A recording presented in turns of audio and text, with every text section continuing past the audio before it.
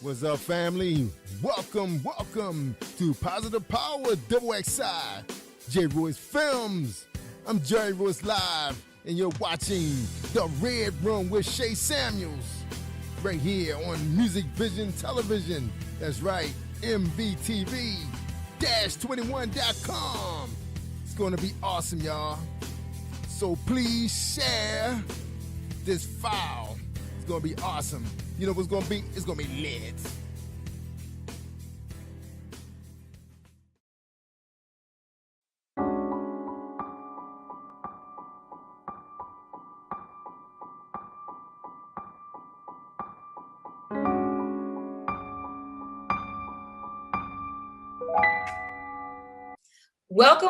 Welcome to another episode of The Red Room. I am your host, Shay Samuels, and I'm so glad that you're here with us for another episode. As always, we have so many great guests, and today we're not going to disappoint you. Today, I have my sister friend, my media guru, Paula G. Voice, Lady Wisdom After Midnight is what I call her, with me today, and I promise you that you are going to be blessed. First of all, her voice is so soothing. When you hear her talk, you'll know exactly why we call her Lady Wisdom. So much wisdom comes out of her. But I want you to get to know her for yourself. So first, let me say, welcome, Paula G. Hey, Shay Samuels, voice of an angel. How are you, love? I'm good. My song says, I'm good. I'm good. Well, thank it's you all so right. much. It's all right. It will be all right. It will A be song all right. that touches everything. But let's hear some more about you. I know that the audience have seen you. You know, you're doing some phenomenal things out there. You are no stranger, not just to the Red Room, but even to the production. And so I just want everyone to know, if you have not met her before, just to get a tad bit about who you are. Well, I like to consider myself a sagacious lifestyle influencer who is embracing my journey and encouraging others to embrace theirs by just manifesting their dreams. You know, George Eliot said that it's never too late to be what you might have been, and I am a witness. I'm a radio and TV personality. I'm a voiceover talent, a print model, and actress, and author. And it is a pleasure to be with you, my sister. Yes. I mean, and here's the thing. The one thing that I love the most about you is your energy. It doesn't matter, you know, anytime we see you, you are so productive. If it's not training and pulling those big old wheels over, you just be going in, you going in. I have seen some of your print models, and I think amazing, just inspiring. And you show, you know, the 60 and over, like, you show that it seriously does not matter. It doesn't matter. You begin right where you are. Like, every day, I can just see you waking up, PG. I call her PG, but Paula G. I could see you waking up and just saying, what am I going to get into today? I know that, you know, God has something designed for you, but you just don't sit still. So I really appreciate who you are and the inspiration that you have become for so many of us. So today we're going to be talking about something I believe is needed. I believe that, you know, there's so many things going on in this world, and we get distracted by what we see on TV, what we hear on radio, what's going on in our personal lives. And you know what? I feel that we're forgetting about a group of people that really need us. All the drama that goes on with the politics, everything that's going on with religion, you know, there's so much violence and it's running rampant. We're in the midst of a war. So much is happening. And I think we've forgotten about the little people. I think we've forgotten about the little people. And so I want to talk about that tonight, community, and how important it is for us to bring it back. Bring it back. What did community look like for you growing up, Paula G? Oh my goodness. Community, what it looked like for me was family and the church. My mother's side of the family was a pretty sizable family. I had a lot of aunts and uncles, and you know, I can remember, as we're talking, I can remember every year my family had a crab feast in Delaware. My mother's side of the family is from Delaware. And we would have this family crab feast. And my uncles would steam the crabs. They throw the bushels on the table, Wow. and Yes. everyone would just, get their crabs. And I remember that up until about the age of 5 or 6, the aunties, they would take Yes. and shell your crabs for you. But after that age, you were on your I own. So still get it done. I still get it done. My mom still de-shells for me. see, you're one of the lucky ones. But it was just that community of family. It was a Yeah. community, our church community as well, was a Yes. close-knit community. Our youth group, our Bible studies, Sunday school, all of those groups Wow. were just developed who we are, and helped us to grow into Yeah. who it is that we are today. Yeah, it's amazing because as you were talking, I was thinking about my third grade teacher. Her name was Miss Thomas. Mhm. And one year, my mom, forgive me because I know that she's going to see this broadcast, but my mom, she was dating a guy and the guy stole all of our Christmas gifts. And it was amazing for my mom because she was going out hustling and bustling. And she had told the school about it. And my teacher, Miss Thomas, I thought I was in trouble, but after school, my teacher pulled my brother and I into a room. It was kind of like a boardroom type of thing. And we were sitting there thinking we were in trouble. And the teachers rallied around us. They heard what happened and they started bringing toys. They started bringing their own gifts to replace what had been stolen. And my mom, she popped in and they had blessed her with that. And for me, that's what community looks like as well. It can happen right there in the school. And we're missing a lot of that. Right now, Paula G, I feel like the teachers are giving up so much on the kids. And it's, you can't really blame them, unfortunately, because the kids are not being raised properly at the homes. Parents are getting younger. And we're really missing an opportunity to kind of bring that back. Let me ask you a question. Do you think it's even possible to bring back what you just talked about? And even what I just said, do you think that it's possible for us to even touch that again?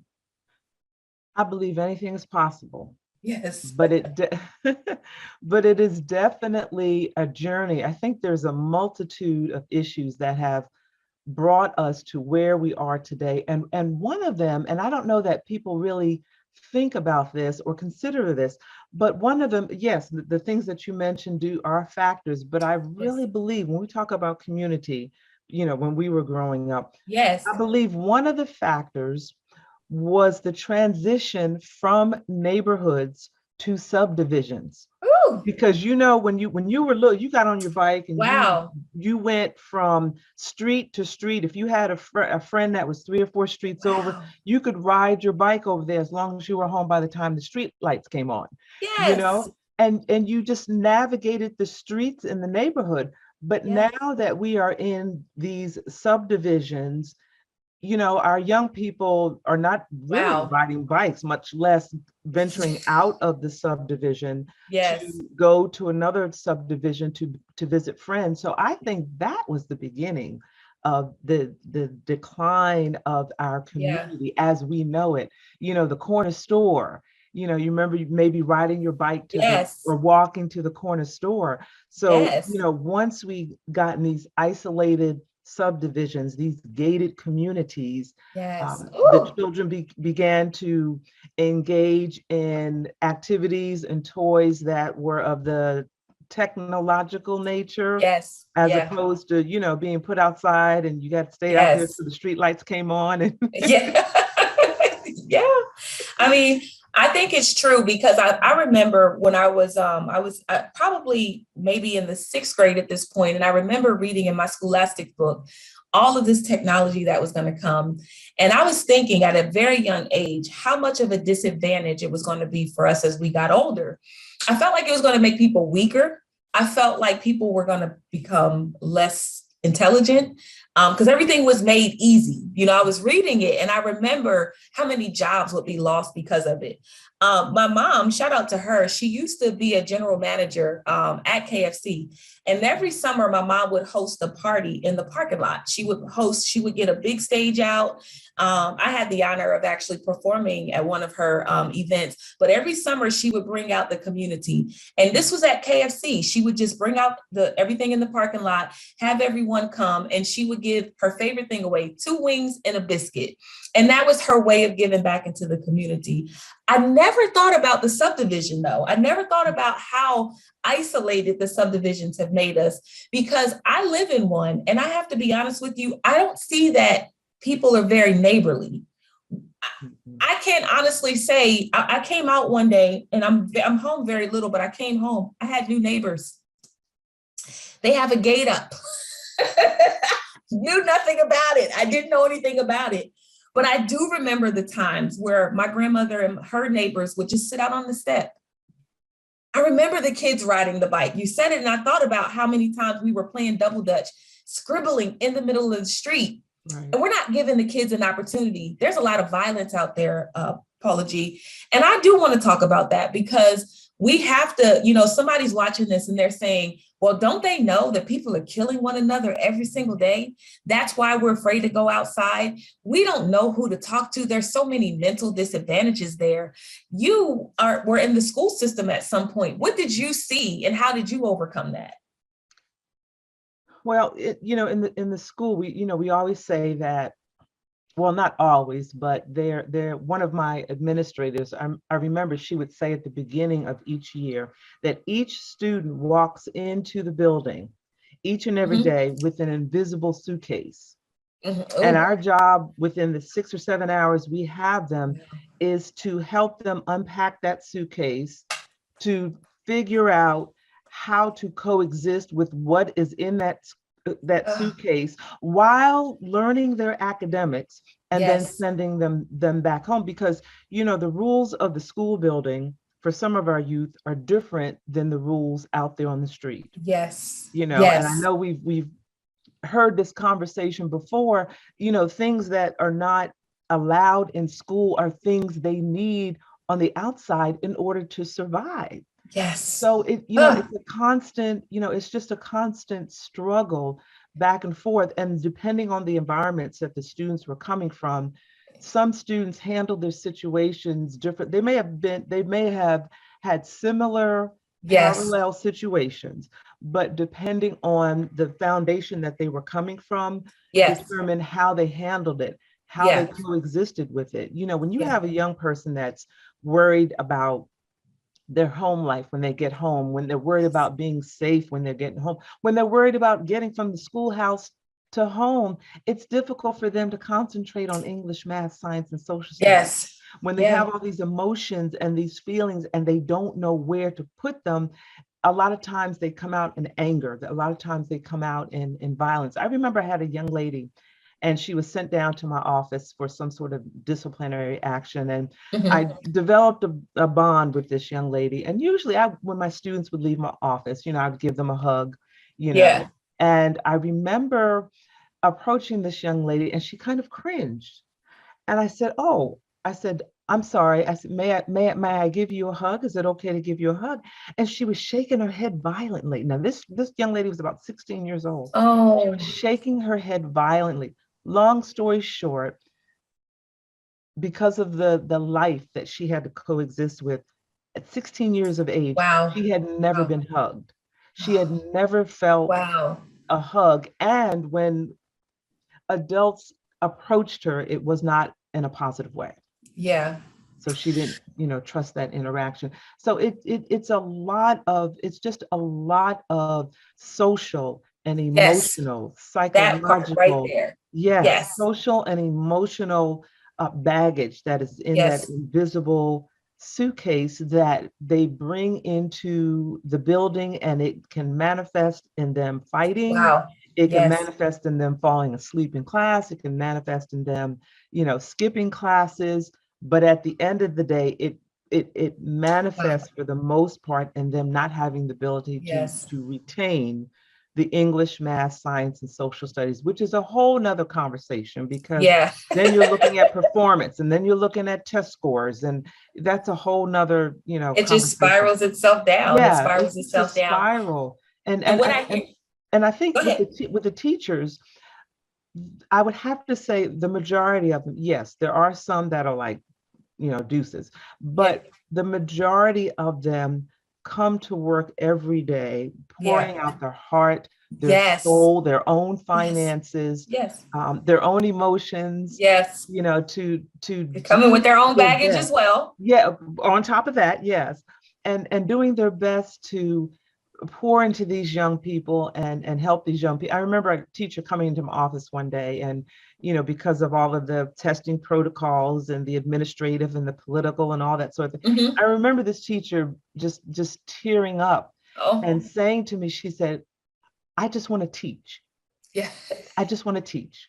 That's all I want to, I just want to teach. It doesn't You happen know, that way. yeah, I just wanted to, all of the political and the administrative and the red tape and What would happen? What would happen if what you go through in the school, you actually had to go through at while you're in school? What would happen if instead of teaching the information that they'll need to be able to teach as a teacher, that they get up with the time and they start giving the teacher even that type of class so that they are aware when you go into the classrooms, here's what you're going to enter into.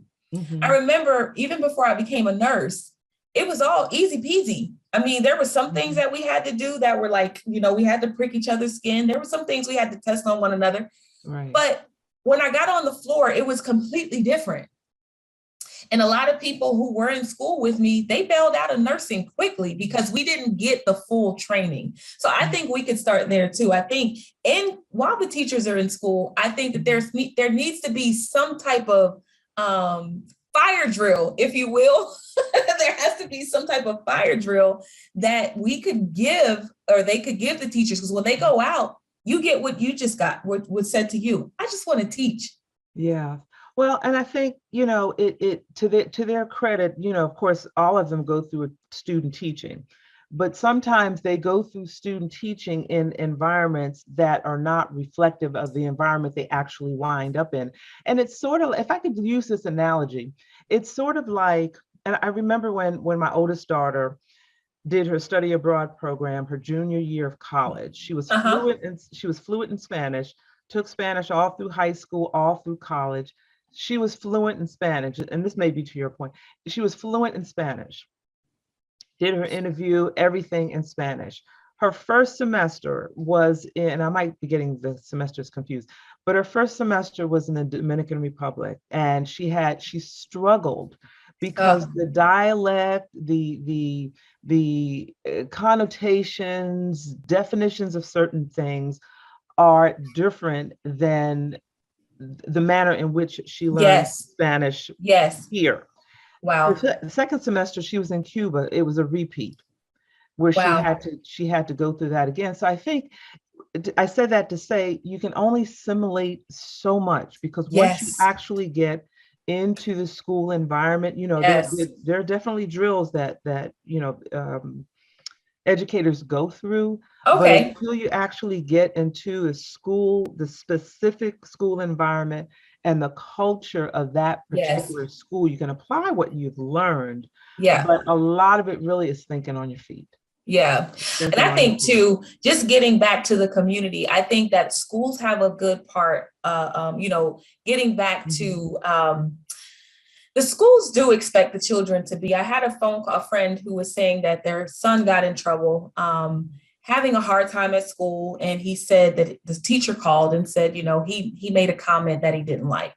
Mhm. And so they wanted the dad to come pick him up. And the dad was just like, these teachers nowadays, they just don't know how to work with the kids. I mean, Mhm. before, like, I used to just get put in the corner, not me personally, but I know some people who used to go into detention. That wasn't me. But he was saying the teachers are very impatient. But I think from a community aspect, even as adults, we've gotten impatient. I have a cousin who actually told me that her mom, although we saw her as very privileged, she had nice clothes on, hair was always done. Mom worked a lot to make sure she had these items and then sent her with my aunt. Mhm. And as she's older, she said to me, she said, you guys saw me as privileged and I saw me as underprivileged. I Mhm. never had my mom. She said she was always at work and all I wanted was my mom. Mhm. And we have been put in an environment where we can't even involve ourselves in anything community. You have HOA meetings, only one person really shows up. You have a community event, the person who put it on, I shout out to my community. When we had the pandemic, everyone came out with barbecues. We came out with grills, the front of our driveways, and we kind of waved to one another. And that was just about it. But where we got it from, I'm going to be honest, and this is another opportunity for you guys to catch for community. We got it from the commercials that allowed us now to be able to re-identify with how to build. Paula G, I think media has a lot to do with disconnecting as a community as well. So do you believe that we need a lot more in the media that kind of depicts what community looks like? Because clearly we followed it by example. What do you think? Well, I think we followed it because we didn't have a choice. We didn't have anything else to do. So that's why I think we followed it, because if that were mirrored today, I don't know that people would come out, into the community and would have the barbecues and so forth. Because now it's only 2 years ago. Yeah, how quickly we forget. That was only 2 years ago. How quickly. All the ideas, social media brought everybody back together. Like as soon as Zoom came out, everybody was on the phone Zooming. But I'm like, Zoom's been out. How come we're just now connecting in this way? Because I believe, had to. I believe that media has a lot to do with it as well. We just have to really strategize. One thing you did say is we have to get back. You didn't say this, but pretty much what it is we have to get back to trusting. I think that has a lot to do too with the lack of community, that we don't trust one another. As beings, like you said, it's that baggage. We're all carrying some sort of baggage. That suitcase, I love that analogy. The suitcase that we all have or are carrying some bit of a suitcase that it doesn't even allow us to look to our left or our right anymore. And I encourage you, if you're watching this today, to be the pillar in the community and start something that actively opens the door for the community to rebuild. We have lost all of our boys and girls clubs. We have lost opportunities for children to just come together and be kids. Recreational basketball, it doesn't even exist anymore because the parents are fighting, shootings happening, and it's not the kids. They're just trying to have, like the teacher you just said, I just want to teach. Listen, I can hear a kid saying, I just want to be a kid. I really just want to be a kid. I want to know what that feels like. And they can't say again because they've had to do this for a really long time. So I believe, Paula G, if we can get back to one, trusting in the community, but two, if we can get back to someone being the pillar and not being afraid to open the doors, even in the subdivision, to community events that's going to change the structure of your community. I know we work. I know that we're busy. Paula G and I, we were just talking about having a lunch date, and here we are right here blessing you guys. Blessing you guys. But I think if you can just decide, I'm going to be the pillar, I'm going to be the change, I'm going to create something, I guarantee you that one brings one. And because you decided, someone else is going to decide. And maybe just for a second, you will have that community feel that will be contagious enough to seriously start building on other communities and other communities. So Paula G, I want to say thank you. I want to say thank you so much for being on. I thank you for bringing your background. I know that you bless some teachers out there. We know the struggle is real, teachers. We know it's real. But keep in mind that these children are coming in and they're carrying a suitcase that carries a lot more than we can ever think. Paula G said that she went to go hug a young lady, and that young lady had never been hugged before. And maybe we just start there. Maybe we start there. If you can start there by rebuilding, building the trust, I believe that we can redirect the way that this thing is going and start building the community again. Paula G, thank you so much. Thank you for having me. I always enjoy having a conversation with my sister, Shay Samuels, the voice of an angel. This has been delightful. Thank you so much. Thank you. No problem. Thank you so much. And look, I want you guys to stay tuned again for another amazing episode. Come back and enjoy it. You think you enjoyed this one? Come back. We will see you again on another episode of The Red Room. Mwah. This is Paula G. Voice, aka Lady Wisdom, with Beyond the Moment. It's sometimes difficult to see beyond the moment when you're in the midst of a crisis. But sometimes the vision of being beyond the moment is the very thing that may be needed to get you through the moment. Our society is laced with so many overwhelming events. It seems like they come one right after the other, and they don't allow you the space to breathe or recover. We get so burdened, discouraged, and depressed that we often find it difficult to move on. There's a Bible verse that mentions weeping may endure for the night, but joy comes in the morning. Well, life can be like that as well. And the moment may be that of heavy times, but we must look beyond the moment with hope and faith. Look beyond the moment and keep hope alive. I'm Lady Wisdom, a sagacious lifestyle influencer, embracing my journey, sharing experiences along the way and challenging dreamers to do the same by breathing life into their deferred dreams and living out the reality. It's never too late to embrace your journey and live your dreams. Visit Paula's blog, paulagvoice.com/blog for the full journey.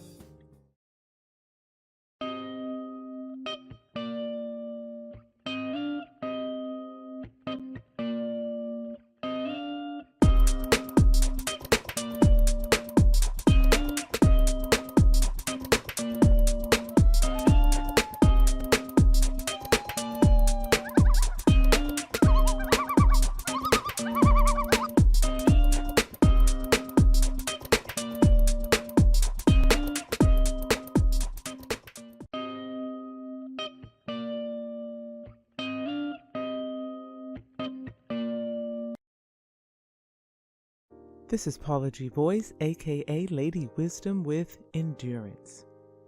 The unimaginable happens, and you have no idea how you'll make it through. Sometimes you feel as though you don't even want to bother. Yet we all have those moments at one point in time or another. There is life on the other side of that storm. Those moments when you must dig deep within and find the strength to endure. Rise from the ashes. There are those moments when you can't see beyond the moment. There are those moments when you don't want to hear. There's life on the other side of this, because your this is so traumatizing, you can't see it. How we choose to manage our circumstances is totally a ball that is in our court. We fall down, but we get up. We plunge to the deepest, darkest part of our being, but something inside of us longs to survive. We find ourselves fighting to rise out of the darkness. It's a slow journey, but we eventually see the light at the end of the tunnel. I always say that every day we wake up is an opportunity to set an example. It's an opportunity to change things. It's an opportunity to do better, to grow, and to heal. Someone made the analogy about eating an elephant one bite at a time. Now, literally, we're not in the habit of eating elephants. But when faced with inconvenient situations, impossible situations, we must take one step at a time, one day at a time. We all have endured some situations in our lives that has almost taken us to the point of no return. If we take our eyes off the moment and focus on where it is we desire to be, our goal, our destiny, we can take necessary steps to see our way through difficult times. Now, sometimes it may take therapy, prayer, meditation, and daily affirmations that help you make it through. Our lives are so full of difficult moments, but we must focus on the good times, the great events, the joys. As with any storm, tornado, hurricane that leaves destruction in its path, life goes on afterwards. Life may not ever be the same. Life may look different, but as long as we are living and breathing, we have life. Be encouraged and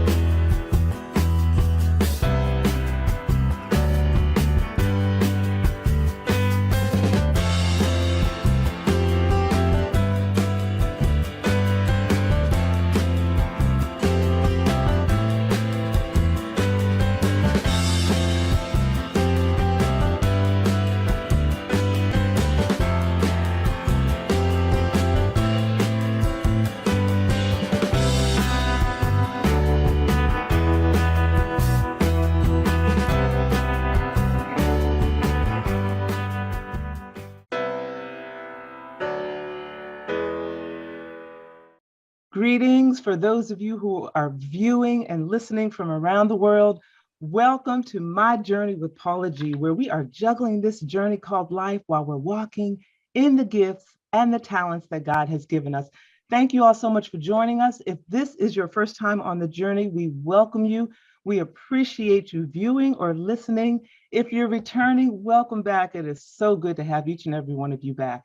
You know, I always tell you all when I open this show that time is precious. It is the one thing that we cannot get back. So for you all to think it not robbery to spend just a little bit of time with us is truly, truly appreciated as we prepare these shows each and every week. We'd also like to take a moment to thank our underwriters, because without our underwriters, we would not have the opportunity to bring you so many testimonies and so many stories of those who are indeed juggling this journey called life while walking in the gifts and the talents that God has given each and every one of them. And you know, underwriting is a great way to gain exposure for your business, your product or service, as well as embracing the journey. So if you're interested in being an underwriter for My Journey with Paula G, you can email jerryvoicelive@gmail.com or paula@paulagvoice.com. Please place in the subject line underwriting opportunities, and we can have a conversation as to what would work for you and your audience as well. So we thank you all so very much. Before we introduce our guest, I want to share a bit of Paula's perspective. And this comes from my book, which is entitled My Journey to Lady Wisdom After Midnight, which is available on my website. And I just want to read to you a short excerpt and some reflections. The journey to finding the authenticity of who we were created to be as individuals begins at different points for all of us. You must determine where your journey begins. You must stay encouraged and stay focused on your journey. And as with all journeys, there will be obstacles, there will be setbacks, trials, tribulations, triumphs, sorrow, pain, joy, and losses. There will be detours, and some may be in the wrong direction. And you may travel in the wrong direction for a minute, and it may take you a while to realize that you're not going in the right direction. But once you realize you're traveling in the wrong direction, you may have to start over. But don't fret, don't get discouraged. It is all part of the journey. And I'm telling you, I'm a witness to that. As I've been on this journey, there have been detours, there have been obstacles, there have been setbacks. And I want to encourage you today, those of you who are on a particular journey of doing what it is that God has purposed you to do, to not get discouraged, to keep your eye on the goal, keep your eye on the vision, keep moving forward, because as you continue to move forward, you get over those obstacles, there are lessons along the way. And once you reach that goal, once you are really marinating in the purpose that God has created you to be, you'll reflect back and be blessed for that journey, where you'll be blessed for those trials, you'll be blessed for those tribulations, and you'll be that much stronger and wiser. So be encouraged. So I hope that encouraged you today.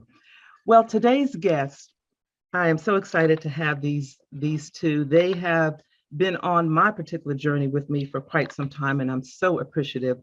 And the accolades for both of them, I could take 10 minutes going through the accolades of both of them, but I'll just share just a little bit with you. Firstly, he is a former talk show host. He's a media icon in print, broadcast journalism. He's the founder and president of the National Black Radio Hall of Fame. He's an executive. She is a singer. She's a songwriter. She's an educator. She's a psychologist. And the two of them together, in my opinion, are a dynamic duo. And we welcome to My Journey with Paula G, Bernie and UV Hayes. Thank you all so much for joining me on the journey. It is so good to have both of you here. Thank you for inviting us, Paula. Appreciate it very much. Thank you so much. And your opening statements were just absolutely beautiful. Oh, Inspiring. thank you. Thank you. Thank you. Thank you. So before we get started, for those who have been with me during my radio days and live interview days, whenever I have a couple such as yourselves, I always want to share with the audience, firstly, how many years that you all have been married. How many years have you all been married? Approximately Bernie, 40, you want to take that? 40 years. 40 years. So that's a journey right there, right? Yes, it is. Great journey. A beautiful, beautiful journey. Yes, yes. Yeah. So, ladies first. So, UV, I will ask you share with us some reflections of that journey and some wisdom that you can share with other couples. Well, I must say, my husband has been so supportive. Anytime you are there trying to do something, like you said in your opening statement, you get the ups and downs. It's like a roller coaster. But my husband has always been there to support me and just edge me on. And you need that. You really do. So I am so happy and so pleased. And this last song that I did, it was truly for him. Yeah, and we're going to talk about that and a song that I love from a few years ago that you did as well. So we're going to talk about that. So Bernie, share with us reflections of the 40 years of marriage and any advice or nuggets that you have for married couples. Well, it's just that she continually amazes me. She continues to show talent that I am finally discovering, even newly discovering. One example, at one time we opened up a beauty school, a beauty shop, and her being a school psychologist and a singer and an author, she still went to get beautician's license, so she would know the business that much more, and that's how efficient she is. So when she does something, I mean, she dives 100% into it, and that still amazes me. I'm just amazed at how much and dedicated she is to any object that she pursues. That is so beautiful that both of you, even after 40 years, are still discovering things and still appreciate the support that you lend to each other. Yeah. That is so beautiful. That is so beautiful. So UV, you were talking a moment ago about your latest song. So tell us the inspiration behind your latest song and tell us a bit about your latest song. My husband was my inspiration. Share my world. I started to think about this song when my husband got sick. And just that little bit of time and that little bit of scare made me feel so like, gee, I need this. Share my world with me. And it just kind of went from there. I don't know if I'll ever really truly do a song like this again. It really came truly from the heart. And I really, really, I just, that's all I can say. Yeah, it's such a such a beautiful, beautiful song. I was listening to it and it's just a beautiful, and the lyrics, I'm one, and this is what I love about the music of Days Gone By, are the lyrics. There's so much meaning, behind the lyrics, because you had another song a few years ago that was inspired by Mr. Hayes. Can you share a little bit about that one as well? Bernie, I think that was the one. Was that the one that was featured in Atlanta? I'm trying to remember. I've done so many. I know you had a couple of them. It was a couple of them. It was In My Eyes. I remember that one very well. Yes, yeah. Yeah, that was a great song. Nobody But You, I think the one you're referring to. I'm sorry? Nobody But You. Yes. Yeah. That song went all over the country, all overseas. Just a beautiful song, and it's still loved today. Yes. We're still getting requests for it. It's just a beautiful song. Yeah. And when he did the video in Atlanta, the stepping, that was just absolutely beautiful. The stepper community just embraced. I can't recall a stepper set that I went to that it wasn't played. And if the DJ forgot to play it, trust and believe he was reminded. Oh my goodness. I was so proud to see you guys stepping on that song. That just really touched my heart, and I really appreciate Atlanta for that. Thank you so much. And I remember you sharing about, when the inspiration, again, your husband saying, nobody but you. Oh, don't get me started. Thank you, Paula. Don't get me started. Mr. Hayes, you have had quite a career, radio, television, and now you're the president and founder of the National Black Radio Hall of Fame, which I, for one, find such a great resource, a wealth of knowledge, and really a source of inspiration, because it shows the rest of us who are now in radio and television, which looks different than from years ago, the shoulders upon which we stand and the responsibility that we have to produce quality programming. So can you speak to your journey for us a bit? Well, just to see your picture on our page and sit with your support is inspiring also. But it's just a dream that I've had for all the accomplishments that African Americans have played in the industry, all the accomplishments, all the achievements, all the wonderful things that they've portrayed, that they've done rather, they just seem to be left out of the history books. So it's our time to write our own history. It's our time to acknowledge those people who went so before us, whose shoulders we stood on, that paved the way. Like Jack L. Cooper back in 1929, when he began his radio program and started doing public service and public events and telling the people what was happening in their community. Well, it just eroded from there. Nothing was happening. They just didn't identify black people with anything positive. We were like the stepchild of the industry. But there's so much that they don't know about us, and that's why the National Black Radio Hall of Fame is growing. In fact, the chapters that we encourage now, it's the Chicago chapter, the Atlanta chapter that you're part of, the New York, Jackson, Mississippi, Mid-Florida. We're trying to get Carol Carpenter to reactivate the chapter in Los Angeles. So all over the country. Memphis, Tennessee just came aboard. So it's to recognize those people who were pioneers in the industry, television and radio, who were people of color, African American people who did so much that we need them to know about. We need the world to know about.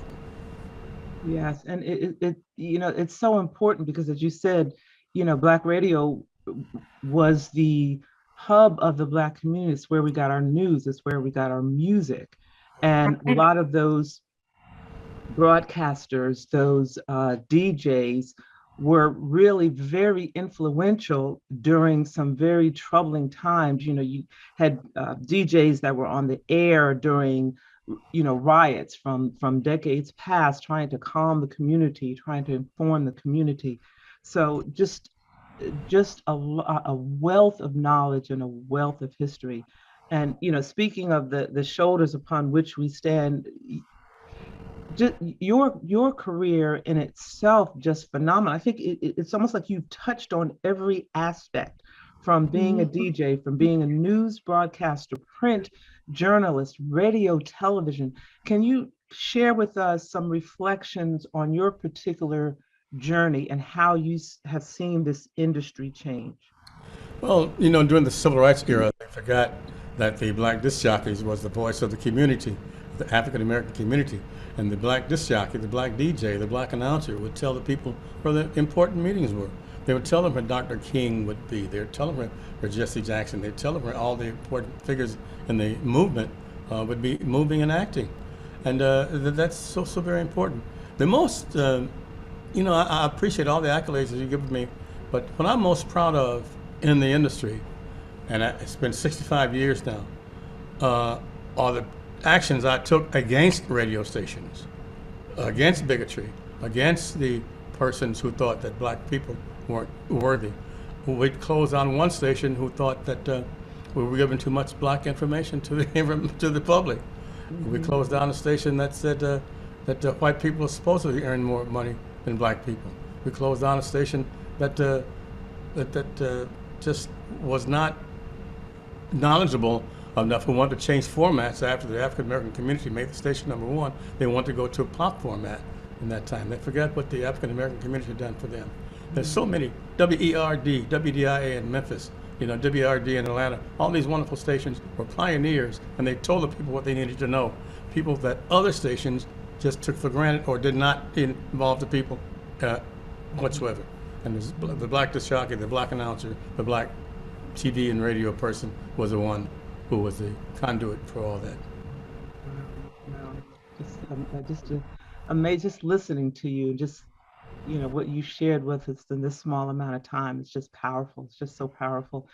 UV, you are singer, songwriter, educator, psychologist.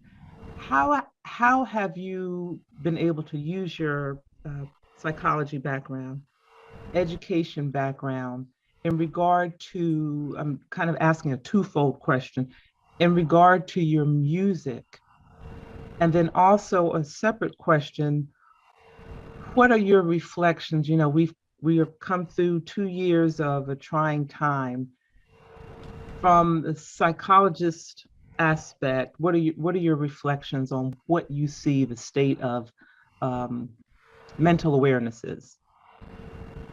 Well, I think it's going to get better. Mm-hmm. Let me first of all say that I'm an optimist. I'm with this COVID, it's been really, really hard. A lot of jobs has been lost. A lot of lives has been lost. Musicians that I know, their lives has been lost. And it's just been so hard. But I think it's going to get better. I've been extremely careful myself, not accepting as many dates of entertaining because it's so risky. So we just kind of do what we can do and just accept the way it is right now and just kind of hang in there, and it's going to get better. It's one of those roller coaster rides like all the others, up and down, and I think it's going to get better. We just have to be patient, be careful, and do what we need to do to be safe. Yes. And what prompted you to pursue psychology? I love children. And in the field of education, we have so many in the urban areas, children who have problems in school. And I just wanted to try to see a little bit more about what I could do to help the children. And that's how I really kind of got into this. Wow. Yeah, and our children are so, as an educator myself, our children really are, as they say, our future.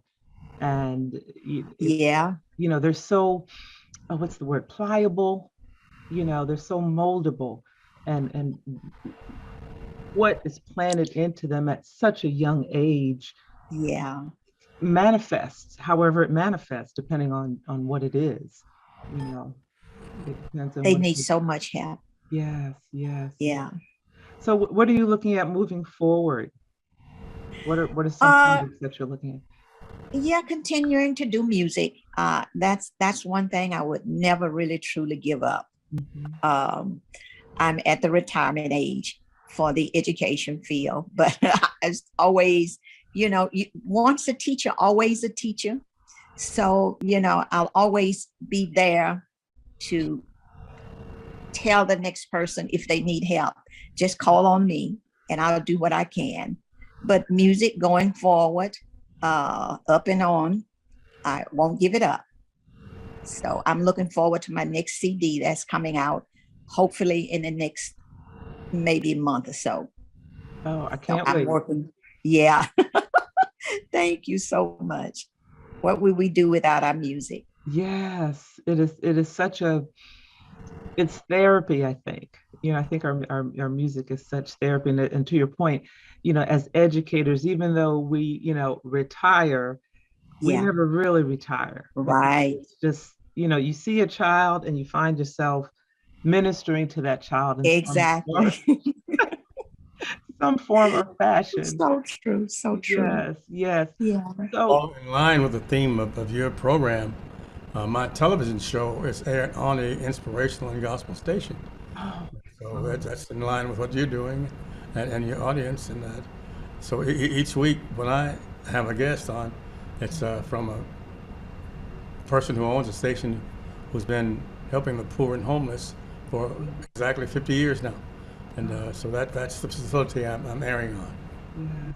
So, and what are you, in addition to your show, what are you looking at moving forward this year? What projects do you have on the table?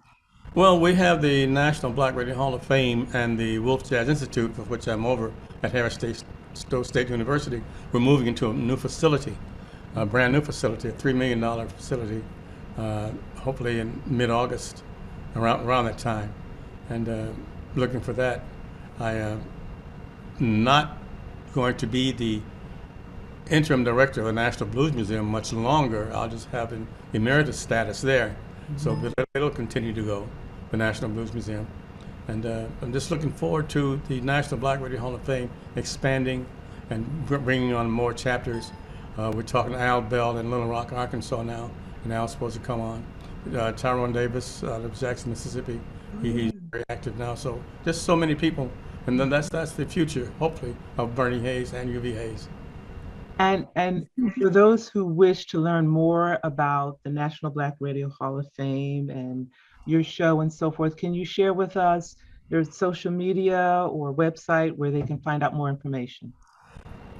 NBRHOF.com.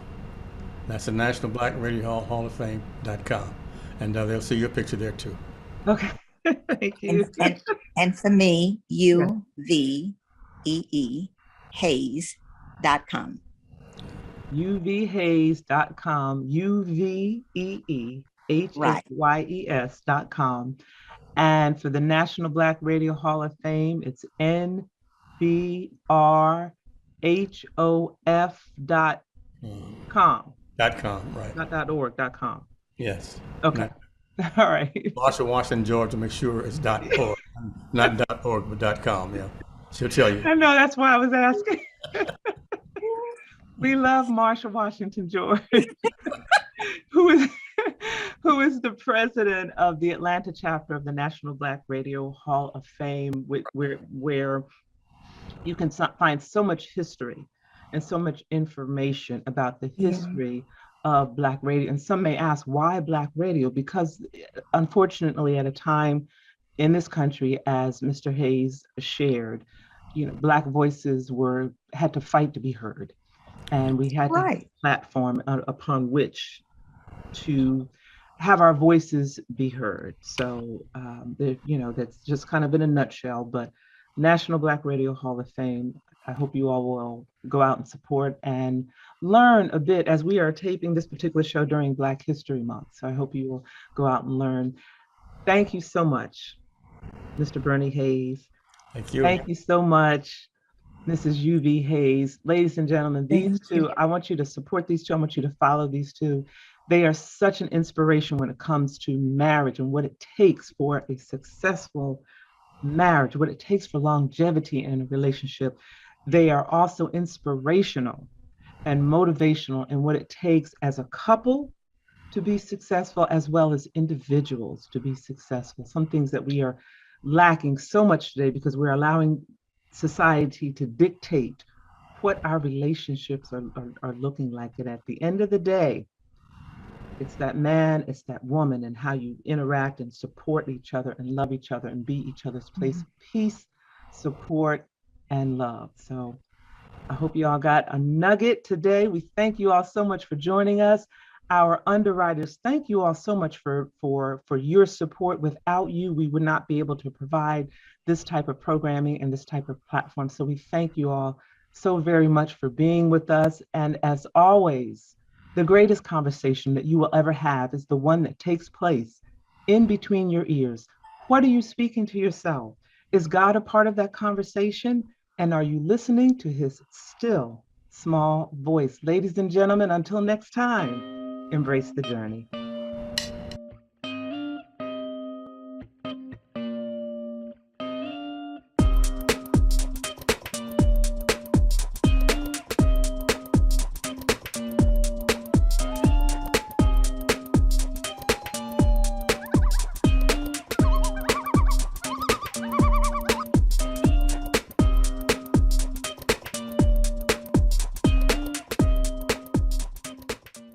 This is Paula G. Voice, aka Lady Wisdom, with Beyond the Moment.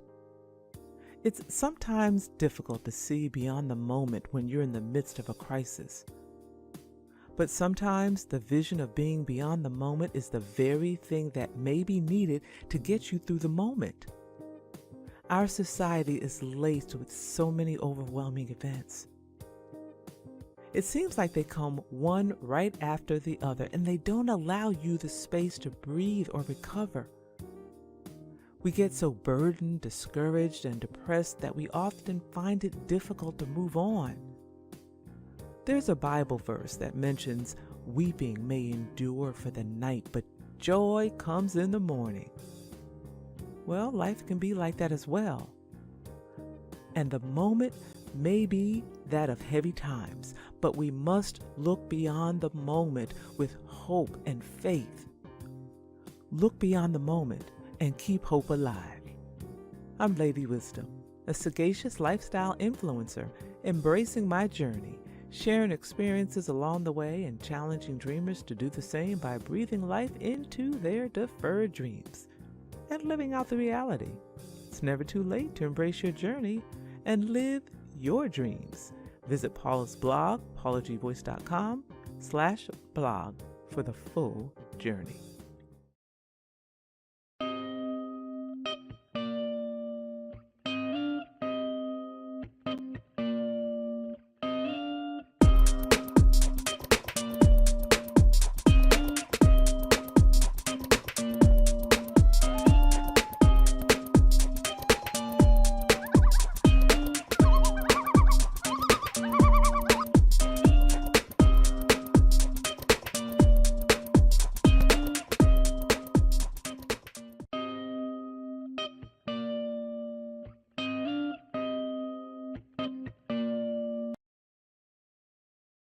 This is Paula G. Voice, aka Lady Wisdom, with endurance. The unimaginable happens, and you have no idea how you'll make it through.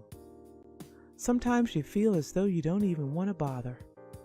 Yet we all have those moments at one point in time or another. There is life on the other side of that storm. Those moments when you must dig deep within and find the strength to endure. Rise from the ashes. There are those moments when you can't see beyond the moment. There are those moments when you don't want to hear. There's life on the other side of this, because your this is so traumatizing, you can't see it.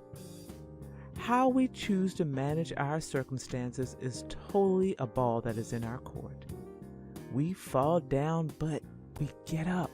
We plunge to the deepest, darkest part of our being, but something inside of us longs to survive. We find ourselves fighting to rise out of the darkness. It's a slow journey, but we eventually see the light at the end of the tunnel.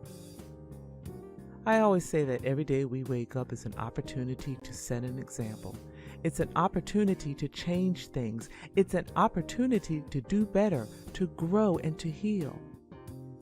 Someone made the analogy about eating an elephant one bite at a time. Now, literally, we're not in the habit of eating elephants. But when faced with inconvenient situations, impossible situations, we must take one step at a time, one day at a time.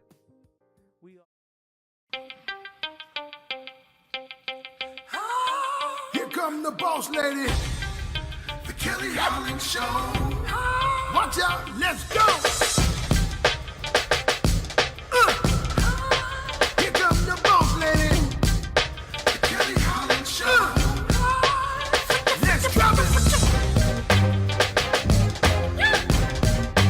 Here come the boss lady, the Kelly Howling Show. Come on. She gonna get it right. Research all about your life. Her info's always tight, talking just to get inside. Gospel talking, Bible walking, wanna help you see. Faith is calling and she's walking with the victory. The king is on her side and she never quits. Put you on the show and you reminisce. Creative to the point where she's making hits. Business savvy is a carry. Are you getting this? The Kelly Holland Show. I'm liking this. The Kelly Holland Show. Come on, y'all.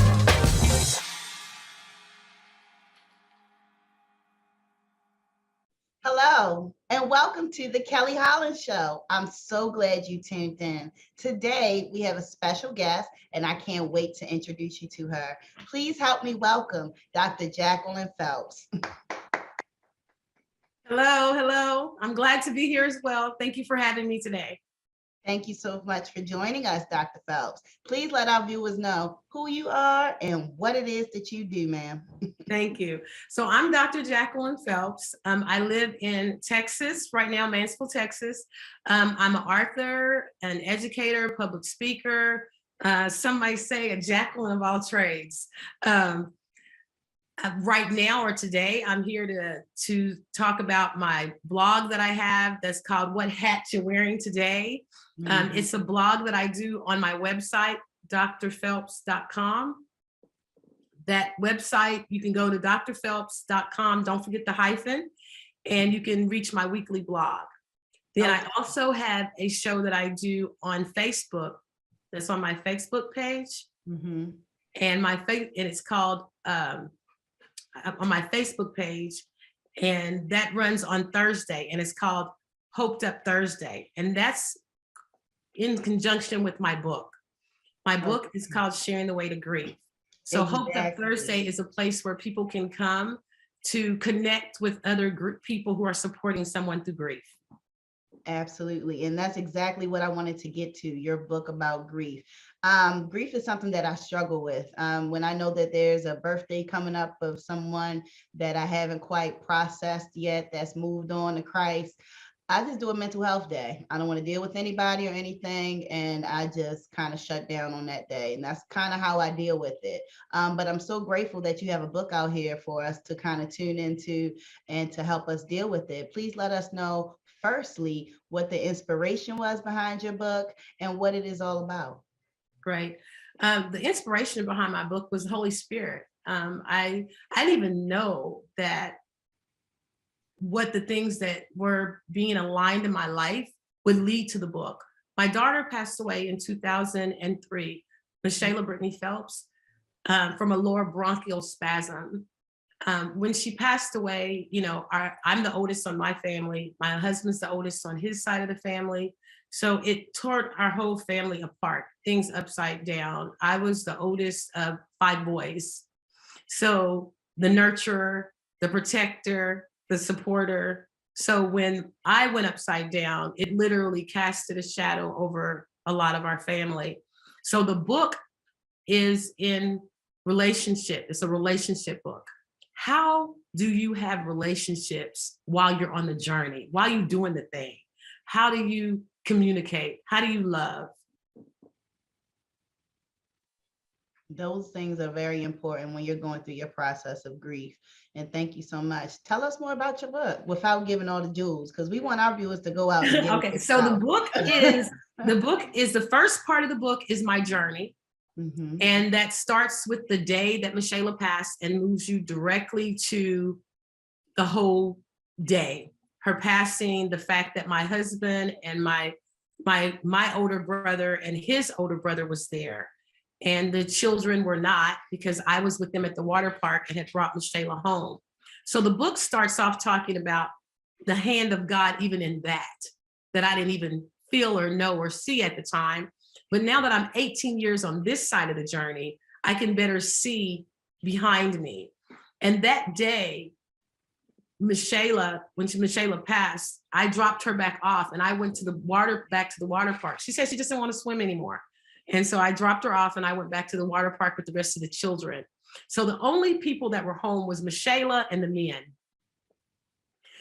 And that started the anger between God and I, which brought the book. Why was I not there? Why did you cheat me from that? Why did you take that away from me? So the book kind of grows from that relationship that I had, open dialogue that I had with the Holy Spirit and with God, because I was very unpleased, but my personality allowed me to voice that to him and not be afraid to voice that, not thinking that God was so small that I could interrupt him by my questioning. And then it must have been very healing. It was very healing. And the last part of the book is the healing part. That's the part about the quick reference guide. where you'll find scriptures and application and quick tips and prayers that you can insert the person's name into. Beautiful. Beautiful. That is beautiful. You know, I enjoy the interviews that we have with authors because you guys are just so creative in what you produce and what you want to share with the world. Because your products are available worldwide. Yes. Okay. Once you put it together. Oh, yeah. Worldwide. There it is. There it is. Packaged and ready to go. It's tangible, y'all. Put your hand on it. It's not just, on it. Okay, and buy it. Okay. Buy it. It's buy not two. Just, it's the do it 2, 3, 4 and pass them out because we all deal with mental health in our own ways. And so and some of us need a little bit of help with that too. Amen. And if I could real fast to tell them about the cover, how the cover came about. Yeah, so the everything cover is Jesus and Simeon. And so, or Simon, however you say it out of your mouth or in your culture. And it's about Jesus's relationship with him, that he was picked out of the crowd, not wanting to be picked because he was there with his children. So no one wants to be picked to help someone that's being crucified when you have your family on board. So I thought about Simeon was who came out the crowd to help. Yes, and he came out not because he said me. No, he was picked out and told that he came, and so I felt that way, that I didn't want to come, but I was picked and chose to come. And then he helped Jesus. He didn't take the cross. He didn't bury it. He didn't get on the cross and do it for him. He just helped him with the load. So the book is designed off of that, sharing the weight of grief, sharing the load. You can't have my load. You can't have my grief. You can't be crucified, but please come and help me make it. Amen. That's powerful. So this is a please come and help me make it book. Hey, honey, send me 4-5. That battle of the mind is not easy to overcome, and we need help. But sometimes we retreat to our cave and we don't want to be bothered, and we get caught in that stage of funk. And that funk can last for a while, and then you start to stink. That's why I love your show, because your show is real conversation, and my book is real conversation. So if your ears are a little sensitive, then keep on reading past that point. I'll come back and get you. But I speak about real talk. I say it the way that it needs to be said. I say, if I was smelling my daughter's dirty panties, that's what I said. And it's hard for someone to hear, but if you've had a loss, you understand it. You take things of the person and you put them in Ziploc bags so that you can go back and reminisce. Not wise, not healthy, but you do it. And so I speak about those things that are unspeakable. Box too. I do. I have a keepsake box too. My dad passed away out of nowhere. I'm still upset about it. And I can feel it, and I can feel, that but this is community. This is how we make it. When you say that, we stop and we receive it and we experience it because it's real. Go back, right? When you go back and you have to look through their belongings and you gotta tidy that up. Oh Lord, I done messed the makeup up.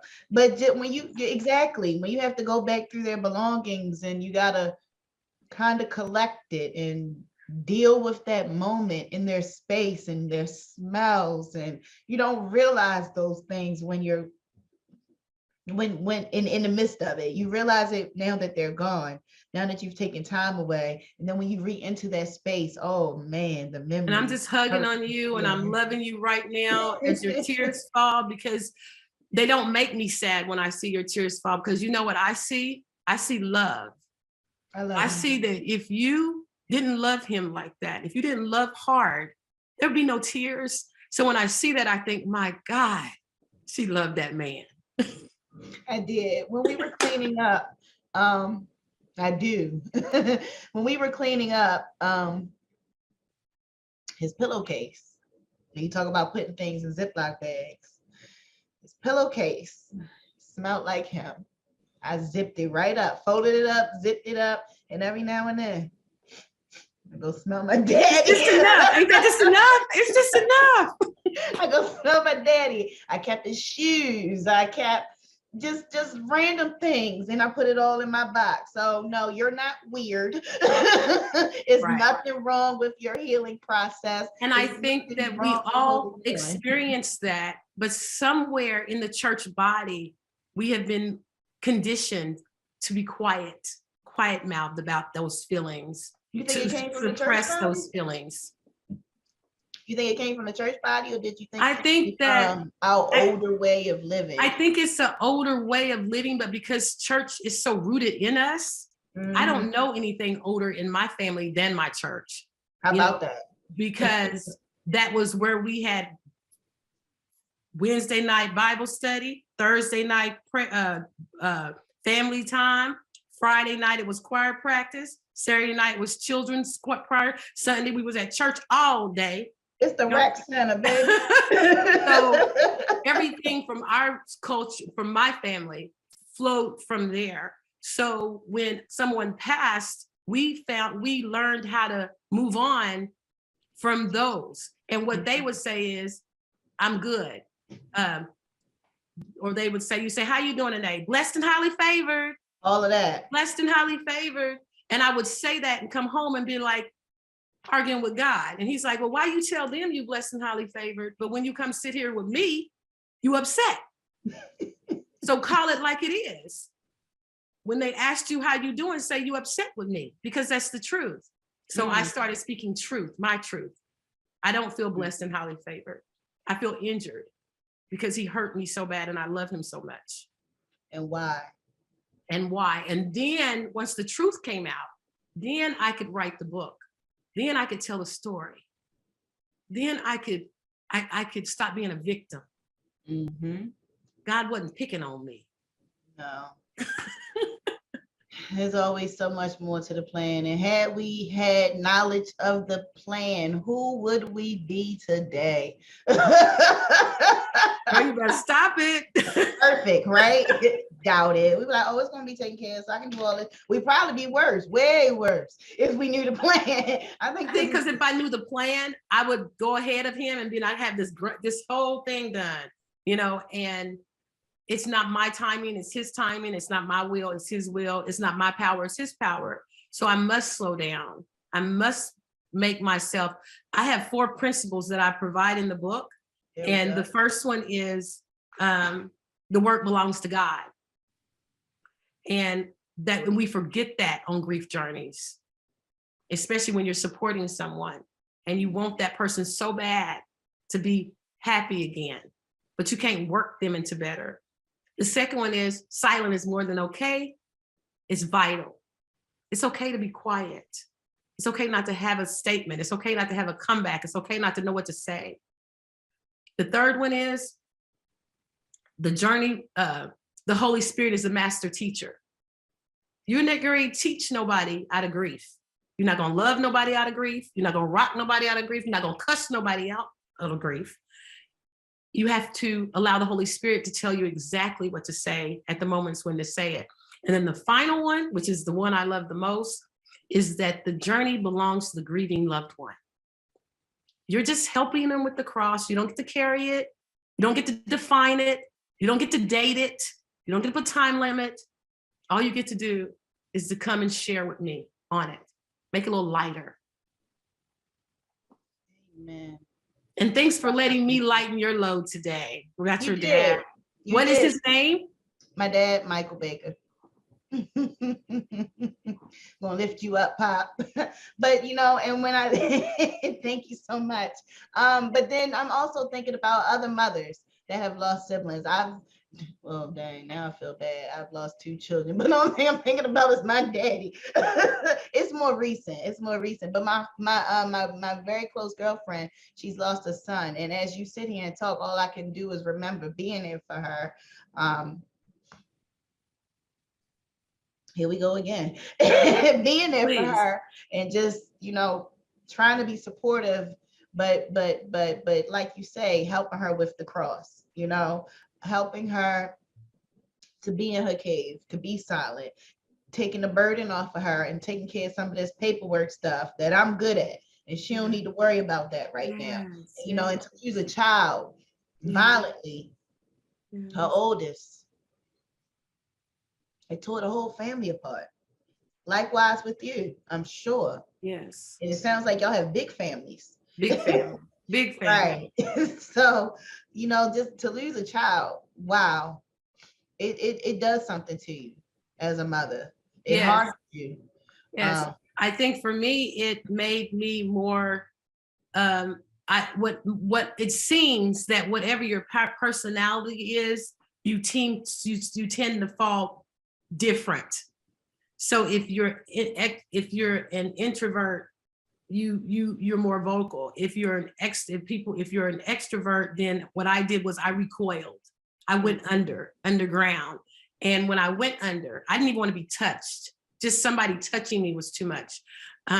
So I would do the fake your thing in the morning so that I could get Erica, at the time was 5, so that I could get her to school and get her off. And then I would come home, and for 6 months, I flipped God off literally and went back to bed. And that's how I felt, because I felt like that's what he was doing to me. But in his timing, I'm mad at you, God. You did. Yeah, and I was very okay with saying that I knew him and I loved him that much that I knew that he could have saved me at any time. And so that hurt me. But I like how God is patient with us and he waits for us. He's like, you know what? I know you're mad and I'm gonna give you that time because you're coming back to me. Because I have a plan for you, and it's not to harm you, but it's to prosper you. Come on with that Jeremiah 29. It's to prosper you and not to harm you. It's to keep you and to give you a hope and a dream. And so with that in mind, I'm not thinking about what you're going to do for me, God. I'm thinking about what I'm dealing with right now and how bad it hurts, and I don't know what to do. I don't have the wherewithal. But you have this tool right here to share, to help me with my grief, to get the weight off of it, to help my shoulders not have all this burden on it. And so I'm so grateful for you, Mother of God. I'm so grateful for you. I love when my guests come on with these nice little gems. I'm like, ooh, what else you got out there? What else is out there? Please, please, please give us more gems. Yeah, I'm trying to come up with a curriculum that will do just that. I'm an application girl. So I believe that you can sit and you can receive all the word that you can hold. But if there's no application and implementation, then it falls on stony ground, or the birds will just come and take it away. So I'm coming with a curriculum that will give, or modules that will give ministers the tools in their hands, because the book speaks to the supporter, not to the griever. Even though at times I was the griever like you, but then at times you were the supporter of someone. And it could be from the same situation as when my daughter passed. I was the griever. And as the mother does most often, the head griever. My husband, I had to comfort him at times. I had to comfort my brothers at times. So at times I had to be wise enough to take off my grieving hat, set it down, and then pick up my supporting hat and put it on so that we all could come out good. So the book is about take your grieving hat off, put Black woman, because we have so many, and put on your supporting hat, but know they exist so you can survive. Know that there's that hat and there's that hat, and that both of them are valid, but you can't wear them at the same time. Amen. Amen. Feel so inspired right now. I truly do. And I hope you have too, viewers, because I done messed up this makeup talking to Dr. Phelps. Somebody told me I had to put some extra stuff on today. Nobody told me to get that concealer ready. Nobody told me. Dr. Phelps, it's been such a pleasure to have you on today. I am so grateful that you have offered me some healing. You healed me too today, and that's how it works, right? Thank you for healing me today. I appreciate you, woman. I truly do. Please let our viewers know how they can support you, how they can reach out to you, how they can find you in all of your works. Okay, so on Thursdays at noon, I have a Facebook group that's called Hoped Up Thursday. drphelps.com. And so you can go to the Facebook page, drphelps.com. That's the Facebook page. And then I have a group that I run a session on called Hoped Up Thursday. And that's on noon, Hoped Up Thursday. So the theme is because I had someone in my life, an older lady that used to say, I'm so hoped up. So I want the supporter. That's the place that we do just what you and I are doing right now. It's open dialogue. We sit and we talk. We talk about your dad, just like we talked today. People put in the chat things that's helped them. I ask them to put scriptures that have helped. It's a community where we come together, supporters, to help one another make it on our journeys. And then I have a blog that comes out once a week called What Hats You Wearing Today? And that's where I keep it real like you. I'm like, what we need to talk about this week, my conversation, because this is National Women's Month. So this week, my conversation was about us women making 40%, being 20%, making 20% to 40% less than males in the workplace internationally. Yeah, still, but you want me to put my hat on. So you know my hat had to bow low for that one. We need to speed it up, speed it up. And then other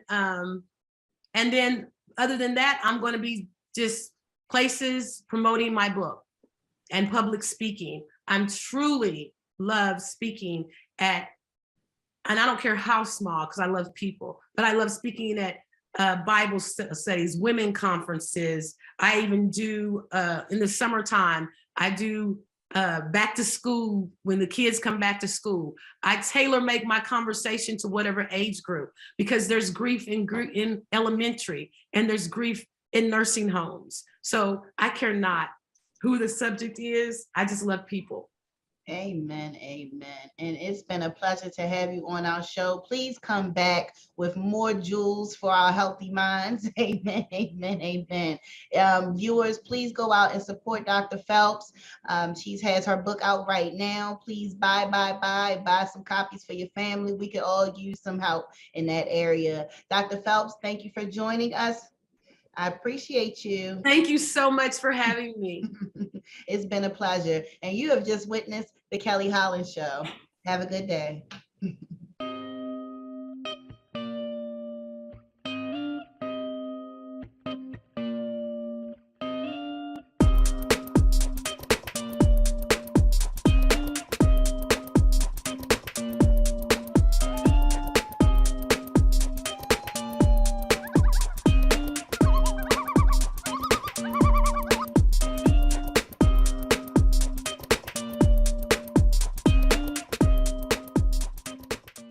This is Paula G. Voice, aka Lady Wisdom, with Beyond the Moment. It's sometimes difficult to see beyond the moment when you're in the midst of a crisis. But sometimes the vision of being beyond the moment is the very thing that may be needed to get you through the moment. Our society is laced with so many overwhelming events. It seems like they come one right after the other, and they don't allow you the space to breathe or recover. We get so burdened, discouraged, and depressed that we often find it difficult to move on. There's a Bible verse that mentions weeping may endure for the night, but joy comes in the morning. Well, life can be like that as well. And the moment may be that of heavy times, but we must look beyond the moment with hope and faith. Look beyond the moment and keep hope alive.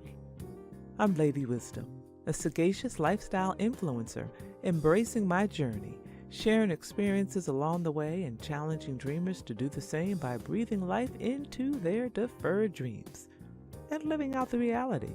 It's never too late to embrace your journey and live your dreams. Visit Paula's blog, paulagvoice.com/blog for the full journey.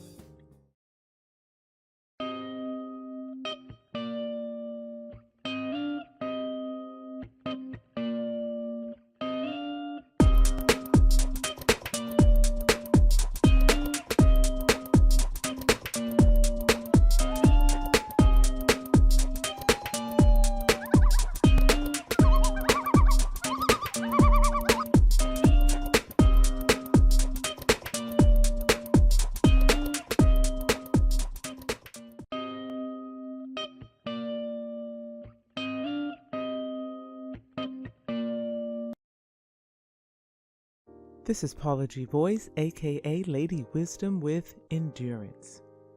The unimaginable happens, and you have no idea how you'll make it through. Sometimes you feel as though you don't even want to bother.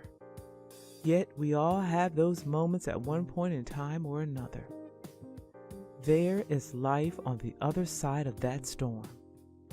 Those moments when you must dig deep within and find the strength to endure. Rise from the ashes. There are those moments when you can't see beyond the moment. There are those moments when you don't want to hear. There's life on the other side of this, because your this is so traumatizing, you can't see it.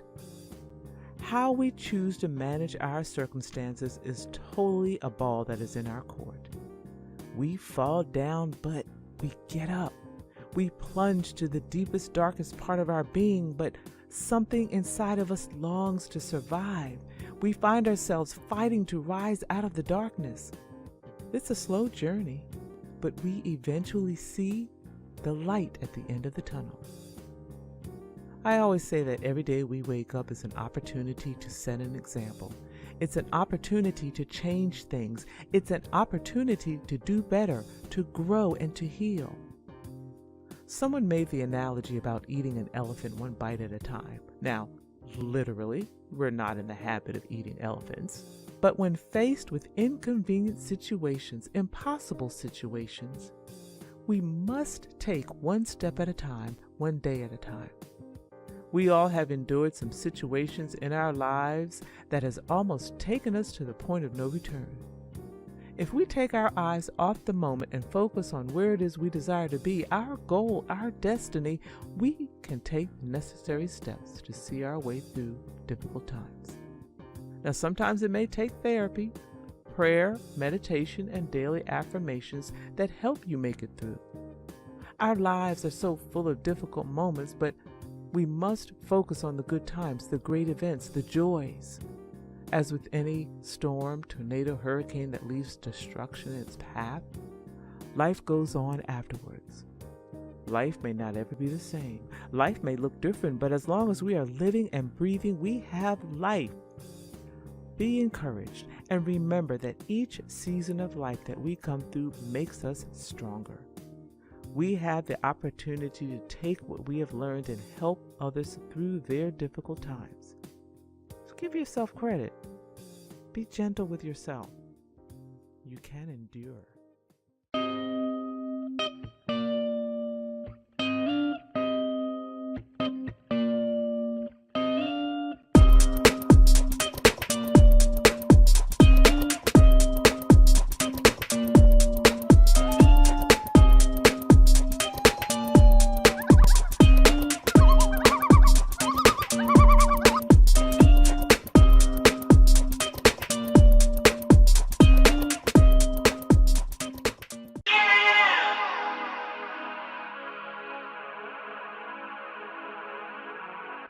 Stories help us to understand the world around us. They allow us to laugh. They allow us to cry. They give us the ability to feel and provide us with an outlet to heal. Join me as I get to know some of the amazing people behind the stories that we read in order to truly discover the story that has been hidden within each of us. My name is Bree Smith, and this is the Author Push Talk Show.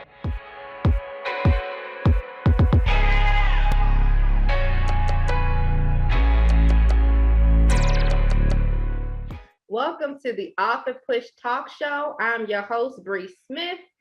Today we have an incredible guest.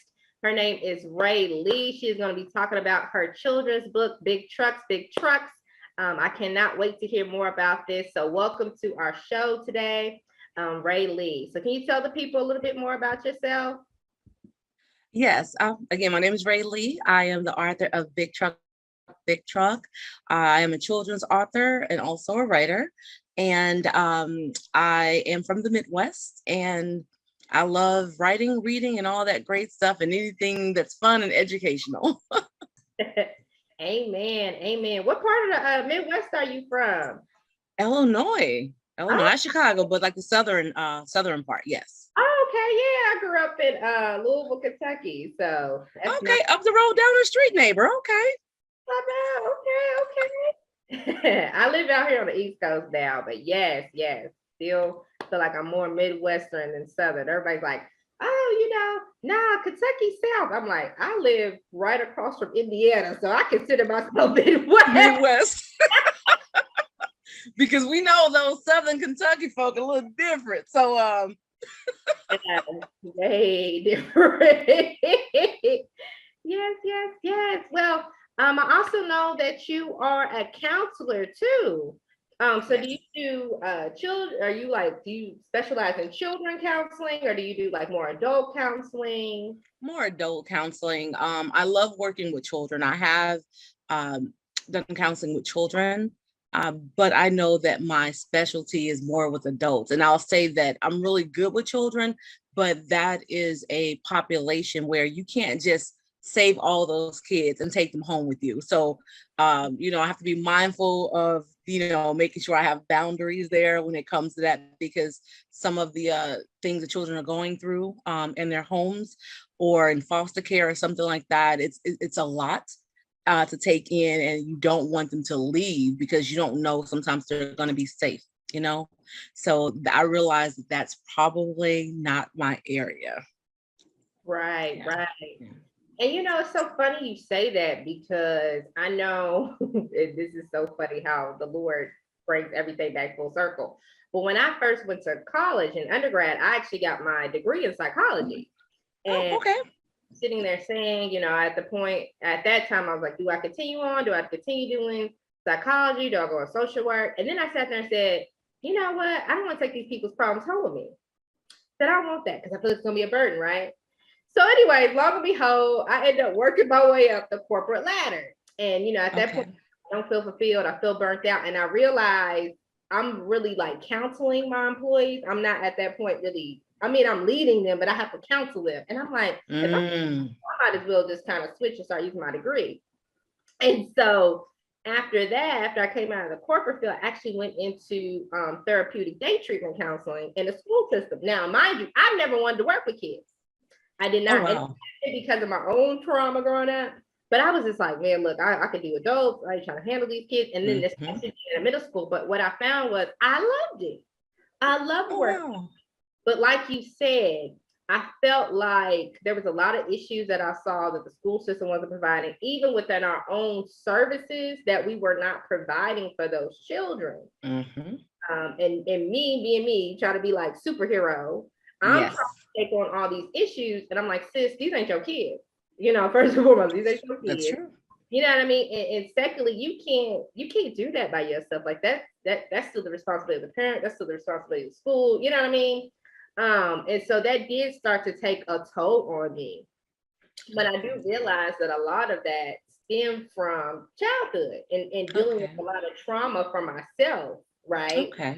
Because I was abused growing up by my father, and just growing up in that abusive household, seeing my mom being abused, seeing my, being abused myself, you know what I mean? Like that took a toll on me. And even like the, how I saw the world, right? Really took a toll on me. So I commend anyone who is out there and you can handle that. I can handle it to an extent, I will say. Yes. I do find it fascinating, because I ended up writing, that's how we connected. I ended up writing a children's book based off my testimony. You know what I mean? Based off what happened to me as a child. And then you wrote this children's book. So what inspired you to write a children's book instead of like, maybe writing like a regular novel or a memoir? Which is weird. And I'm going to say this because, for years, I've always written like adult content, whether it's short stories, a little bit of a novel here and there. And I never published anything. And so I wrote my first children's book, I think in 2009. I just typed it up, put it away, nothing fancy. It was cute story. Then after a while, I'll still write other things. And then the children books, they start flowing a lot more. And I don't know if that was God saying, oh no, you're going to write something. You're going to put out something. And everything I would write, via, whether it's inspirational things or anything, I would put it away. But the children book, this is what came first. And I don't know if I wasn't just being obedient or what. I just wasn't really sure about if writing was really going to pay off, you know? I think that's what it was, you know? Right, right.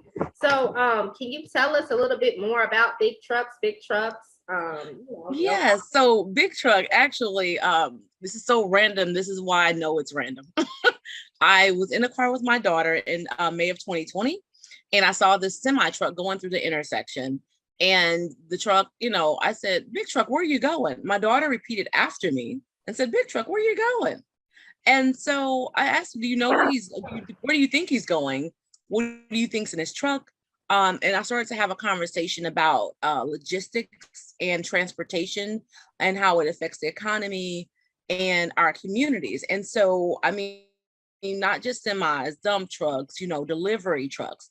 We had a fun and great conversation about that. And I talked to her about this, and I figured like other kids may want to know about this as well, but I didn't want to bog them down with logistics and all that great stuff, but I wanted them to know about it, but in a fun way, and get them to start thinking about when they're at the store, when they go to the store, when they see a truck, whether it's a fire truck, anything, like what's happening with this truck? You know, how is it serving us in the community? That. Yes, I love that. I love that. So with your book, I know you've been doing a lot of stuff with schools, but you know what I just thought about? Have you did anything? I don't know. Somehow I was thinking like connecting that with like economics or economy. Not yet, but I think that's a good area as well. I haven't yet, so that's a good idea, Bree. Thank you for that. For real, like that just came to me because I was like, that'd be kind of something cool to like go into a social studies class and maybe kind of create like some type of, you know, workshop or something where like the kids can really do something with that. I think that'd be excellent. I mean, I don't know, it just came to me, you know, I'd be fluent sometimes, but yeah, I didn't show the book, but I just want to show it because it's so colorful. Like it's an amazing book. And it's actually a dump truck on the front of it. It's not a semi, because this character pretty much brought it to life, I think, you know? Yeah. And Calvin Reynolds did the illustration. Okay, yes. So what inspired you to be a writer? You said you've always loved writing and things like that. So is that just like a hobby or a passion of yours? Honestly, I think it's a quiet passion. You know, it's one of those things that you know you can do, but you think that you're better at other things. Hence me pursuing other areas as far as like counseling. And it's weird, Bree, that you said about I was actually a business major. Oh, wow. So I was not even listen, I'm with you with the mental health, not mental health, but like people's problems, right? And so, but I switched over from business to psychology, and I was almost done with my business degree, but I really like psychology. And so I pursued all those other interests, and I still would write, but I would just tuck it away. I would send out like these inspirational messages every morning to my family and friends and things like that. And I'll get them, they'll come back and say, so one of my friends always said like, so you don't want your own like Hallmark cards or something like that? You don't want to do anything with this? I'm like, yeah, eventually I'm going to, but you know, I was just pursuing everything else. Right. I understand that. So have you thought about writing like any books, like memoirs, or just like any books for adults or anything? Or are you just gonna stick with the children's thing? Honestly, I have one novel in my mind. Like it's not done, but it's there. I have it, but I do have a couple novels that I've actually started and I haven't finished. And so I think eventually I will publish those. I do have a compilation of short stories, and maybe some of them I can branch them off and maybe make them novels as well. Okay, that'd be cool. So are you thinking like you like more like fiction than nonfiction writing? Yeah, I like more fiction. I do. That way, you know, you can do a little bit more, I feel like, with the characters. You know what I mean? Nonfiction, and you know, it's the truth is the truth, you know, you know. So, but I definitely love fiction. I love, and I read everything, just about everything. Not so much romance, but I would say that fiction, I would probably write something more fiction wise. Okay. Yeah, I definitely understand that. Me, I want to do both. I want to write more fiction. There's still a couple within my children's book series I know I have to work on. But I also want to work on my memoir. And like I said, there's a couple other books I know God has graced me to write. And so I'm like, I love to write. Like that's just my passion. I love writing, but I also love to read. Like I'm a huge reader. Of course, growing up it was more fiction, but as I got older, I love I'm reading all kind of books. Like I like, mainly a lot of like self-help books. Yes. A lot of books on faith, books on business, leadership, so just stuff that just like truly to help me to grow as a person. So do you read a lot of books too? I do. Actually, I did get your children's book. I didn't post it yet. But I do have that. I read a lot.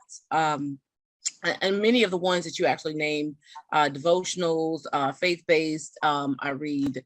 I like mystery. I like mystery. I like a little bit of drama. I like that suspense. Love those. And then of course I do like a little bit of the sci-fi stuff as well. So I have a variety of things that I read. And of course, poetry I love. And so yeah, I love just about all books. I'm not a romance buff. It loses me. It loses me because I can't conceptualize what's happening in a lot of the scenes, and it seems so cheesy. So I just don't like it. Oh wow, and it's funny because I know back in the day, before I got married, I would read like a lot of romance novels. You know what I'm saying? But I feel like romance novels do get you caught up because you'll be sitting there having this ideology of who your person's supposed to be. And then when you get with somebody, you're like, hey, you ain't like how this book portrayed. Yes, exactly. And so I feel like they set us up for unrealistic expectations, but I'll read. I mean, I ain't gonna lie, I do love a lot of rom-com movies, romance comedy movies. So right. That. But I'll read it on occasion if it's something good. That's right. It has to be something good, but I think that I realize how much it has affected me not liking it, because even in an action movie and they have a love story, and I'm like, I'll fast forward. I'm like, okay, what are we doing? Because we are in a crisis. We should not be kissing right now. You know what I mean? That's my mindset. I ain't gonna lie, I do think like that too. Like, okay, survival mode. That is so funny. So do you hear from a lot of your readers and stuff like that? I do. I have actually I got a text yesterday regarding a teacher, my sister who lives in Savannah. Her neighbor's a teacher, and so she took the book to her class, she read it, and the parents sent her pictures and said, please get this to the author. And they were like, we love your book, it's amazing. I have people just all over reaching out saying this is an amazing book. I went to this corporate event recently, and this lady said, hey, I saw you in December, and I just want you to know that my grandkids love this book. And they have a drawing. She sent me an email, and he drew a picture of Big Truck, and I posted it on social media. And I happened to see her that same day, and I showed it to her, and we took a picture together, excuse me, so she can show her grandson, hey, I told you, I really know this author. I met her, So yeah, I've been getting a lot of response saying that it's fun, it's educational, and kids are excited to hear about Big Truck, Big Truck. Yes. Man, I love that, sis. Listen, I really do, girl. You need to make something like a workshop, family workshop or something with that. I think something dope, because I think the kids will love that, especially if you get all the little toys, how them boys are, get all the trucks and vehicles, like, yes. Yes, I agree. I love that. So what do you like about being a children's book author? I like it. I like excuse me, I like being a children's book author because it helps you stay youthful, right?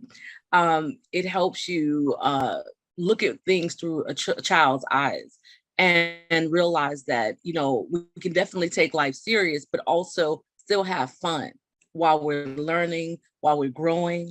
And with kids, they're like sponges.